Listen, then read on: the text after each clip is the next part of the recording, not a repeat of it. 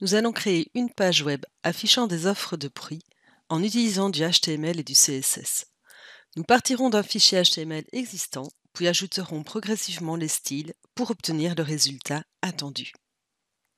Les déclarations des styles de base dans le body sont essentielles, car ils servent de point de départ pour l'ensemble de la page.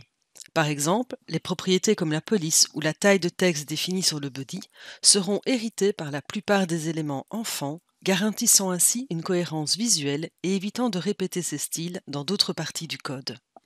En regardant le modèle, nous constatons que le header et le footer possèdent la même couleur de fond et la même couleur de texte. Nous allons donc regrouper les sélecteurs.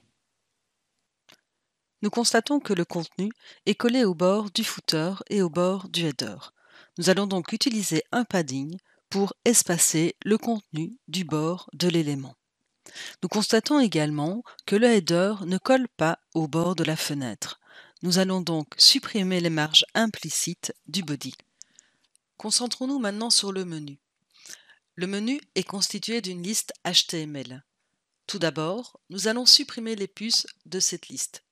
Pour ce faire, créons une classe nommée navMenu et attribuons-la à la balise UL. Les éléments du menu doivent être positionnés côte à côte. Pour ce faire, nous allons utiliser Flexbox. La première question à se poser est: quels sont les éléments à positionner côte à côte? Ici, ce sont les LI. La deuxième question est: quel est le parent direct de ces éléments? Le parent direct des LI est la balise UL. La balise UL sera donc notre container Flex. Troisième question: les éléments doivent-ils être placés sur plusieurs lignes? Pour garantir un affichage flexible, nous allons donc autoriser le retour à la ligne avec la propriété FlexWrap. À ce stade, nous constatons que les éléments sont bien alignés côte à côte, mais ils sont trop rapprochés. Pour ajouter de l'espace entre eux, nous pouvons utiliser des marges ou plus efficacement la propriété Gap qui permet de gérer l'espacement entre les éléments flex. Le modèle propose des liens de couleur blanche, mais ici nous constatons que les liens apparaissent en bleu, leur couleur par défaut. En effet, la couleur des liens n'est pas héritée du parent. Nous allons donc spécifiquement leur attribuer une couleur. Nous allons donc attribuer des styles à tous les liens situés sous la classe navMenu.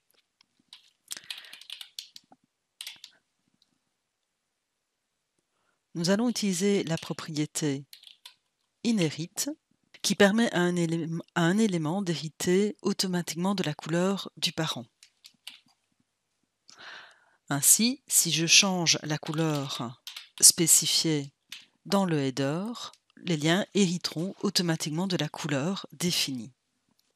Pour rester fidèle au modèle, nous allons ajouter du gras, augmenter légèrement leur taille de police et supprimer le soulignement des liens.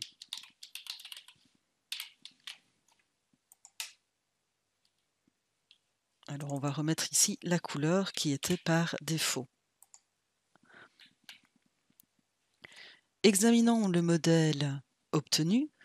Nous constatons que le contenu de la page se positionne sur la gauche, alors que sur le modèle, le contenu devrait être centré avec des marges à gauche et à droite. De plus, lorsque nous redimensionnons la page, la fenêtre du navigateur, les marges doivent s'ajuster pour maintenir le contenu centré. Pour réaliser cela, nous allons attribuer une largeur maximale et définir des marges latérales.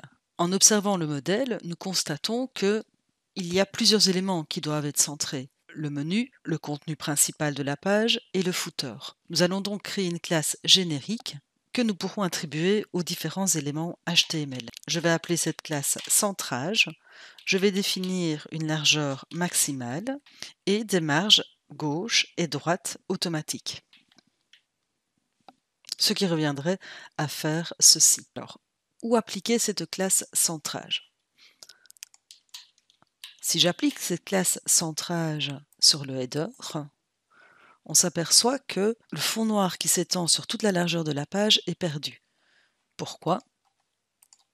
Parce que si je prends notre inspecteur, on s'aperçoit que le header a un fond de couleur noire et que la classe centrage est appliquée directement sur le header. Donc ce n'est pas sur le header que je vais devoir appliquer cette classe centrage, mais bien sur la balise nav.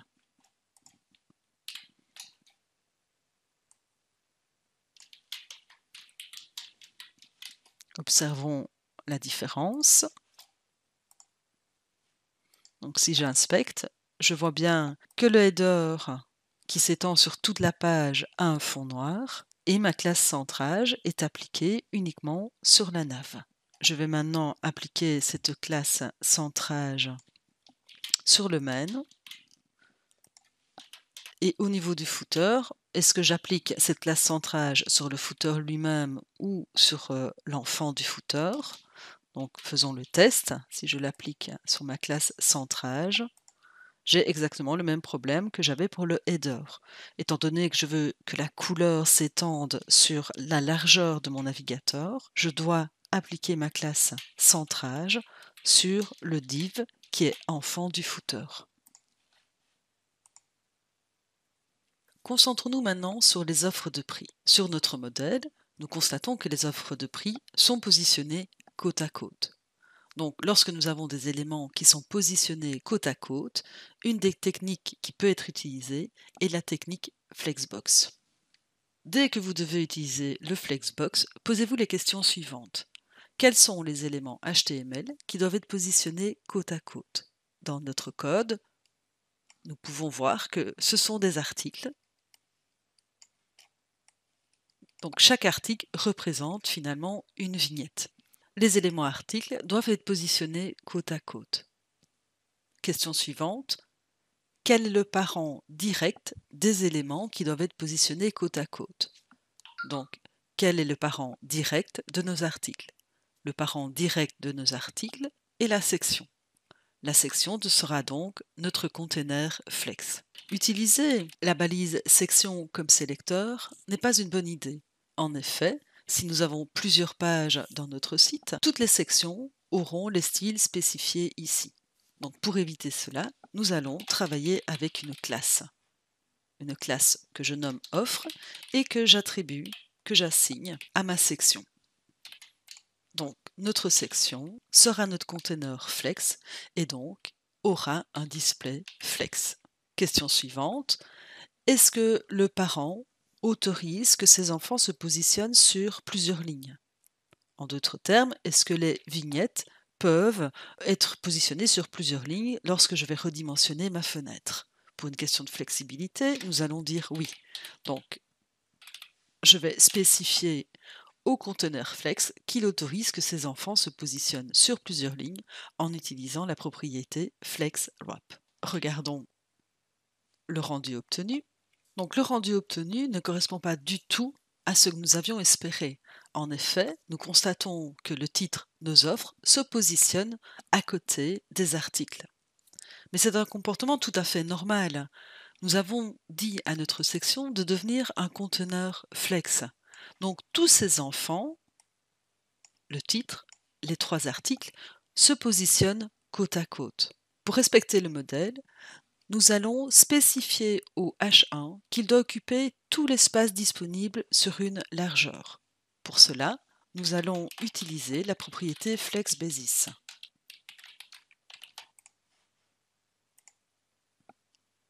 Donc, que se passe-t-il en fait? Nous avons notre conteneur Flex, nous avons notre titre qui occupe 100% de l'espace disponible. Étant donné qu'il occupe 100% des espaces disponibles et que nous avons spécifié au container Flex qu'il autorisait le retour à la ligne de ses enfants, les articles se positionnent les uns à côté des autres sur la ligne suivante. Alors rappelez-vous que pour le moment, nos articles, en fait, la largeur, la place occupée par un article va dépendre de son contenu. Nous allons donc uniformiser la taille de nos articles. Si nous regardons le modèle, nos offres ont des largeurs identiques. Donc nous allons dire que tous les articles contenus dans la section qui possèdent la classe offre auront un flex basis de 15 REM. Observons le résultat. Donc il y a des petits décalages, mais nous allons nous en occuper après. Donc pour pouvoir déjà visualiser nos articles, nous allons leur attribuer une couleur de fond.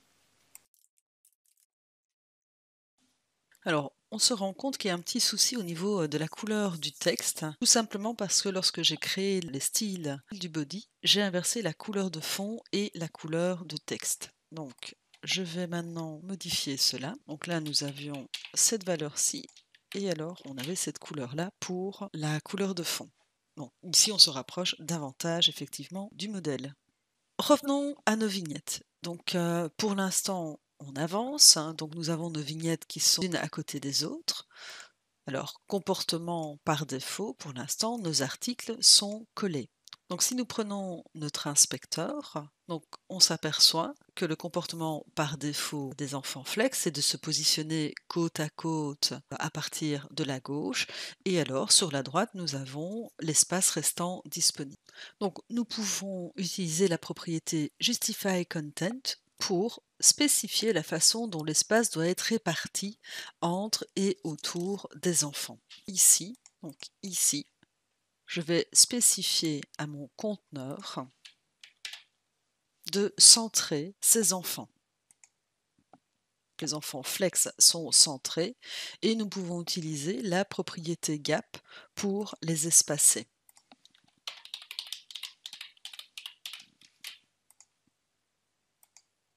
Au niveau de la vignette en elle-même, nous apercevons que le contenu est collé au bord de la vignette. Donc nous pouvons spécifier un padding. Alors évidemment, pas sur la section vu qu'on parle des vignettes, mais bien sur les articles. Donc au niveau des articles en eux-mêmes, donc des vignettes, je vais spécifier un padding pour que le contenu ne colle plus au bord. Sur le modèle, on se rend bien compte, le texte est centré sur la vignette. Nous allons également ajouter un bord arrondi et une ombre. Donc, nous allons rajouter un bord arrondi, donc un border radius, une ombre, et nous allons centrer le texte. Donc, regardons le résultat. On avance, on avance. Si je regarde le modèle, donc nous pouvons un petit peu nous attaquer à la liste. Donc ici, nous avons donc une liste. Nous allons supprimer les puces de la liste. Alors, on a supprimé les puces de la liste dans le nav menu. Nous allons refaire la même chose. Donc, une pratique courante est de supprimer les puces par défaut de toutes les listes. Et donc là, je vais utiliser la balise UL. Attention, si dans mon site, j'ai besoin à un moment donné des puces, je pourrais spécifiquement leur réattribuer des valeurs. Donc cette pratique me permet de ne pas devoir à chaque fois supprimer les puces de mes listes. Alors, nous pourrions faire de même avec les espaces par défaut. Donc, toute liste, en fait, si je prends l'inspecteur, possède des marges. D'accord, donc la balise UL possède des marges et des paddings implicites, hein, on les voit ici. Et les LI ne possèdent pas, par contre, eux, de marge et de padding implicites. Nous pourrions, mais là voilà, c'est un choix de conception. Nous pourrions dire, je vais, sur toutes les listes, supprimer les marges et les paddings. Donc attention, si à un moment donné j'ai besoin d'avoir une liste à puces ou des espaces différents, alors à ce moment-là, je les respécifie explicitement. Regardons l'aperçu. Donc évidemment, ici au niveau du menu, on s'est rendu compte que comme j'ai supprimé des valeurs implicites, la place occupée par la liste a diminué.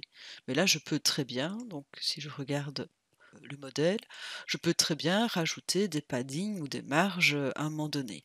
Donc pour le moment, je vais le laisser comme ça et je vais vraiment me concentrer sur la vignette. On voit ici que ma liste donc est centrée et ne possède plus ces puces. Alors, on s'aperçoit au niveau du modèle que nos éléments ici sont espacés.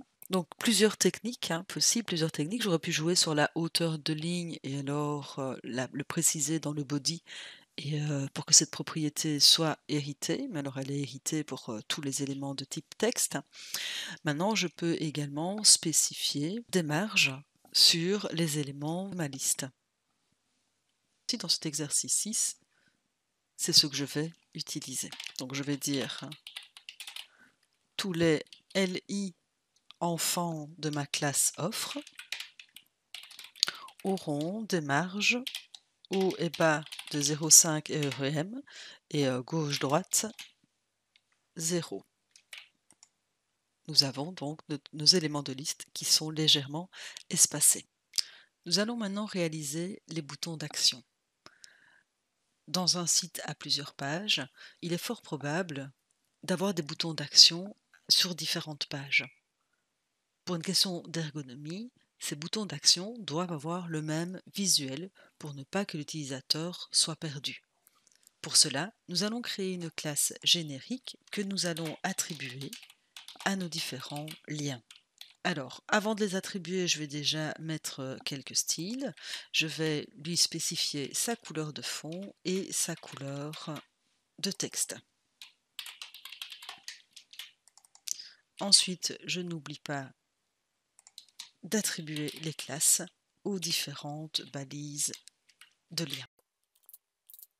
Regardons le résultat.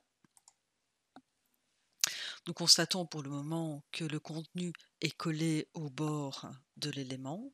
Nous allons donc utiliser un padding pour espacer le contenu du bord de l'élément. Et à ce moment-là, on se rend compte en fait que l'élément 1 chevauche la liste. Utilisons l'inspecteur. Et donc là, on voit bien les limites de la liste et on voit bien que le padding de l'élément chevauche la liste. Pourquoi? Rappelez-vous, la balise 1 est une balise de type inline. Et dans ce cas, le padding ajoute de l'espace autour du texte à l'intérieur du bouton, mais le bouton n'occupe que la largeur de son contenu. Ceci explique le chevauchement. La liste, elle, est un élément de type bloc. Nous allons donc modifier le display de notre balise A. Donc, étant donné que c'était une balise de type inline, on pourrait modifier son display en lui disant à partir de maintenant, comporte-toi comme un élément de type bloc. Et à ce moment-là, on voit que le padding est bien pris en compte dans l'espace occupé. Cependant, l'élément alors prend tout l'espace disponible sur une largeur. Je pourrais à ce moment-là lui spécifier une largeur avec des marges latérales automatiques, mais je vais choisir ici de lui modifier son display et de lui dire « Utilise un display inline block ». Ainsi, le bouton n'occupera que la largeur de son contenu, mais le padding sera pris en compte dans l'espace occupé. Regardez la différence. Et donc, nous avons quelque chose qui se rapproche davantage de notre modèle. Nous pouvons lui attribuer des bords arrondis et diminuer un petit peu le padding haut et bas. Pour le moment, ici, on lui a spécifié un padding de 1 REM. Et donc, on pourrait, déjà avec l'inspecteur, modifier les styles pour avoir un aperçu. Et donc ici, dans le padding, je pourrais dire, bien, en haut et en bas, tu vas prendre un 0,5 REM. Par contre, à gauche et à droite, on lui mettrait un REM. D'accord? Donc en fait, n'oubliez pas que grâce à l'inspecteur, vous pouvez faire des essais avant de les noter ici dans le code. Et donc, nous nous rapprochons de plus en plus du modèle. Avant d'aller plus loin, organisons notre feuille de style. Vous remarquez que mes styles sont regroupés. Donc, n'hésitez pas à ajouter des commentaires afin d'augmenter la lisibilité de votre feuille de style. Alors, ma classe centrage, je vais aller la remonter. Pourquoi? Parce qu'elle fait partie des styles généraux de ma feuille de style. Donc, une bonne pratique est de regrouper les styles par catégorie lorsque c'est possible. Et de ne pas écrire les styles les uns en dessous des autres à la fin de la feuille. Maintenant que nous avons... Oh, pourquoi est-ce que j'ai ici? Je dois le remettre là. Voilà. Hop, les offres, les boutons d'action. On va maintenant s'occuper du visuel des prix. Donc si nous regardons le code HTML, nous voyons que nous avons un H3 qui comprend le montant et alors un span. Donc je ne vais pas en fait spécifier une classe spécifique au niveau des prix, mais plutôt je vais travailler en fait avec ma classe offre et je vais lui dire en fait que les H3 de ma classe offre, hop là, que se passe-t-il? Voilà, mon pavé numérique n'était plus activé. Donc je vais spécifier au niveau du H3 une taille un peu plus grande que celle par défaut. Je vais lui spécifier une couleur de texte qui est finalement cette couleur verte.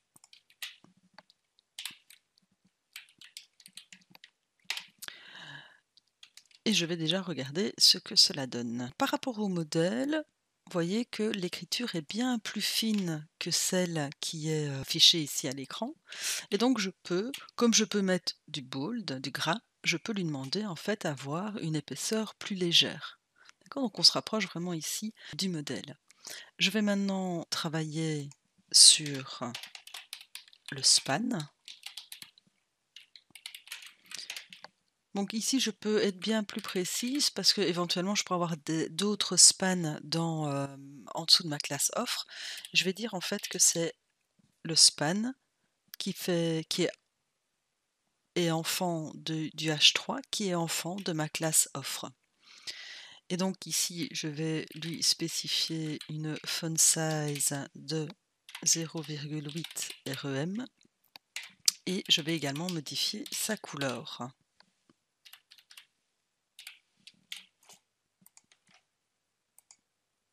Voilà, donc on se rapproche du modèle.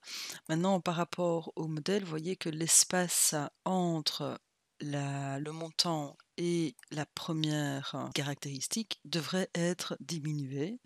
Et donc, n'oubliez pas, d'accord, je vous le montre avec l'inspecteur, mais n'oubliez pas que tous les titres ont des marges implicites.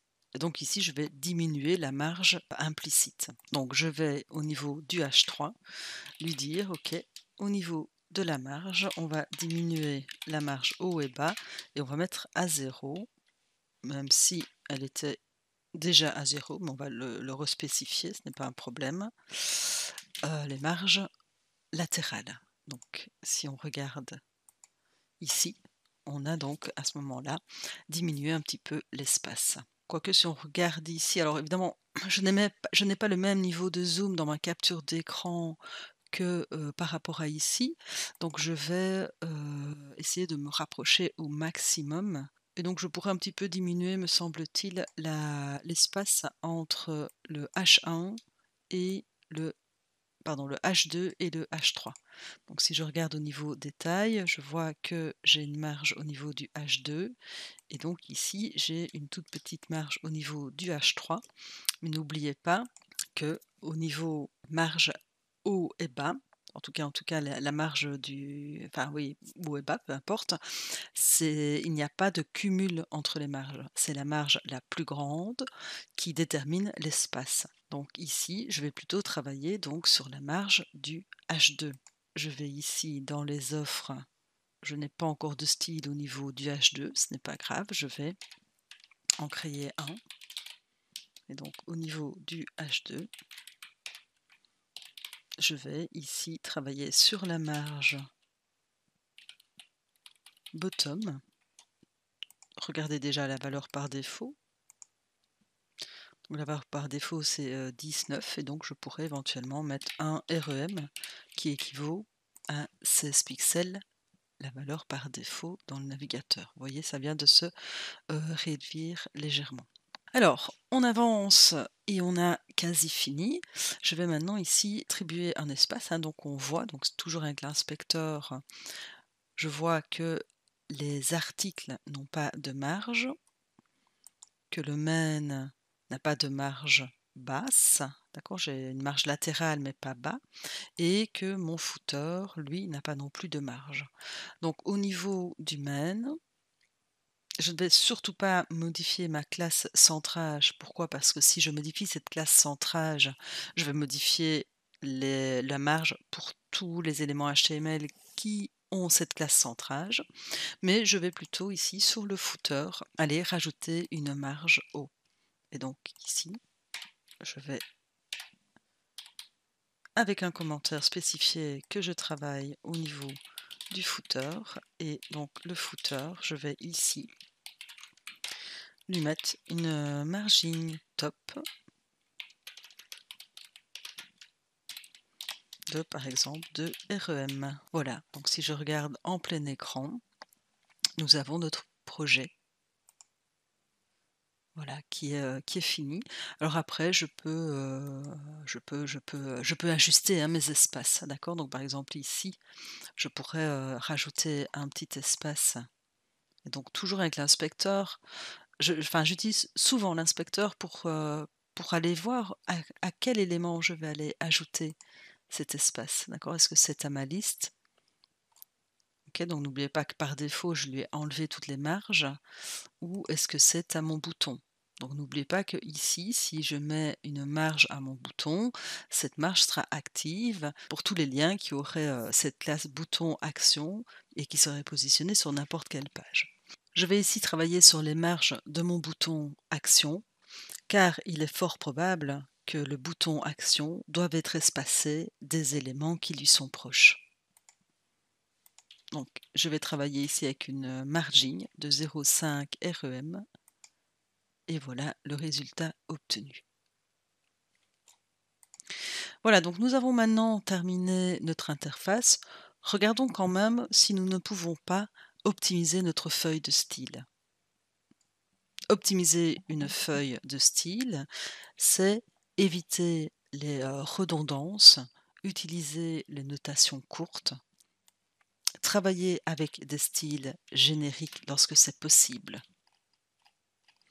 Alors, une pratique que nous pouvons mettre en place, c'est travailler avec une classe générique, par exemple que j'appellerai FlexWrap. Et donc, je vais en fait supprimer mon comportement displayFlex et FlexWrap. Vous voyez ici dans Offre, et alors dans Nav menu, et par contre je vais aller assigner ma classe ici à ma section et à ma liste. D'accord, donc j'ai simplement ici créé un style générique que je pourrais utiliser dès que j'ai besoin d'un conteneur flex qui autorise le retour à la ligne. Je pourrais également travailler avec des variables. Alors, je vais déclarer mes variables au niveau le plus haut, c'est-à-dire au niveau de la racine, du root, afin que mes variables soient globales. Alors, les variables vont toujours commencer par 2 tirets. Alors ici, je vais par exemple utiliser une variable pour la couleur verte. Je vais mettre par exemple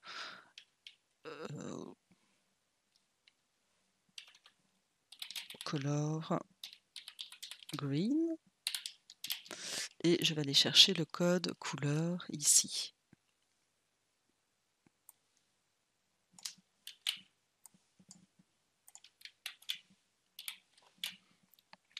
Pour maintenant utiliser ma variable dans mes déclarations, j'utilise le mot-clé var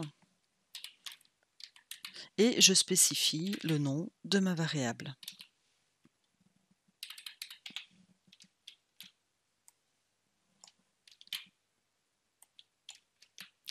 Comme vous le savez, l'avantage de ma variable est que si je modifie ici la couleur, elle sera modifiée pour tous mes éléments. Donc au niveau visuel, on constate évidemment qu'il n'y a aucun changement.